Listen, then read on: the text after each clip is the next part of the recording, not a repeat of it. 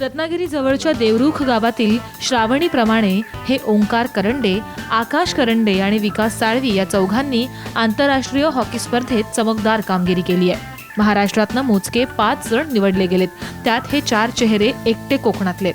भूतान इथं झालेल्या पुरुष आणि महिलांच्या ज्युनियर स्पर्धेत भारतानं हॉकी या खेळात आपला डंका वाजवला, तो याच 4 खेळाडूंच्या खेळाच्या कौशल्यावरती।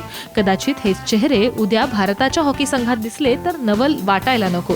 केवळ 8वीत शिकणाऱ्या श्रावणी सावंतनं भूतान इथं झालेल्या इंडोर आंतरराष्ट्रीय हॉकी स्पर्धेत भारतातर्फे गोल करत हॉकीची आंतरराष्ट्रीय स्पर्धा जिंकली। प्रतिकूल परिस्थितीवर मात करत हे यश संपादन करणाऱ्या श्रावणीला याचा खूप आनंद आहे।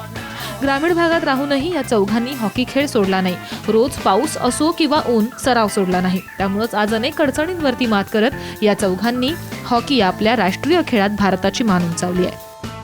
6 प्लेयर घेऊन असतात त्याच्यामुळे फक्त पुशिंगने खेळायचं असतं आणि त्याची ग्राउंड आपल्या इकडे उपलब्ध नाही आहेत। पण आम्ही इकडे कॉलेजची टीम, शाळांची टीम हे सगळे आउटडोअरचे मॅचेस असतात, त्यामुळे आम्ही आउटडोअरमधून त्याच इनडोअरची प्रॅक्टिस करत असतो। पण अडचणी भरपूर येतात, पण अडचणी असल्या की सगळ्यांचं सहकार्य त्याच्याबरोबर लाभत गेलं, त्यामुळे इथपर्यंत आम्ही ते यशाचं शिखर गाठू शकतो।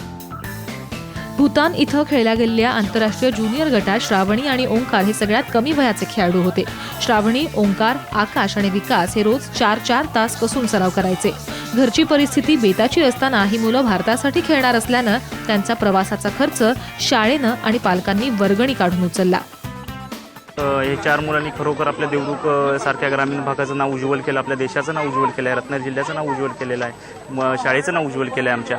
खरोखर या मुलांची मेहनत, ह्या ग्रामीण भागात हॉकी असा खेळ जास्त नव्हता, कालांतराने हॉकी खेळ वाढतोय। आमचे सर्व सहकारी मित्र निखिल कळवणकर आहेत, आम्ही आहेत, आमची सिनियर कॉलेजची मुलं आहेत। खरोखर दररोज मेहनत करून ह्या ग्रामीण भागातून मुलं आपल्याला जास्तीत जास्त पुढपर्यंत पाठवणे ही एक इच्छा होती आमची, की जेणेकरून ग्रामीण भागातली मुलांना चान्स मिळावा। कारण आत्तापर्यंत मुंबई, पुणा, मोठमोठ्या सिटीतली मुलं फक्त बाहेरच्या ठिकाणी इंटरनॅशनल किंवा नॅशनल लेवलसाठी खेळत आहेत आणि आमची एक इच्छा होती की मुलांना जास्तीत जास्त कुठेही स्पर्धा असू देत, आम्ही आता कुठेही मुलांना स्पर्धा असू दे, कोल्हापूर असू दे, सांगली असू दे, सातारा असू दे, या ठिकाणी मुलांना आता न्यायला लागलो आहे आणि या ग्रामीण भागातल्या मुलांचं जास्तीत जास्त खेळ वाढून त्यांची जास्तीत जास्त प्रगती आणि आपल्या देशासाठी, इथल्या आपल्या किंवा महाराष्ट्र संघासाठी जास्तीत जास्त चांगली मुलं मिळू शकतात, यासाठी आमचा प्रयत्न राहतो।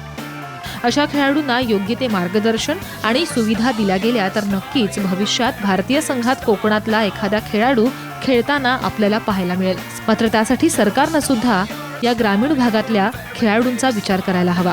अमोल कलेसह ब्युरो रिपोर्ट, साम टीव्ही, देवरुख, रत्नागिरी।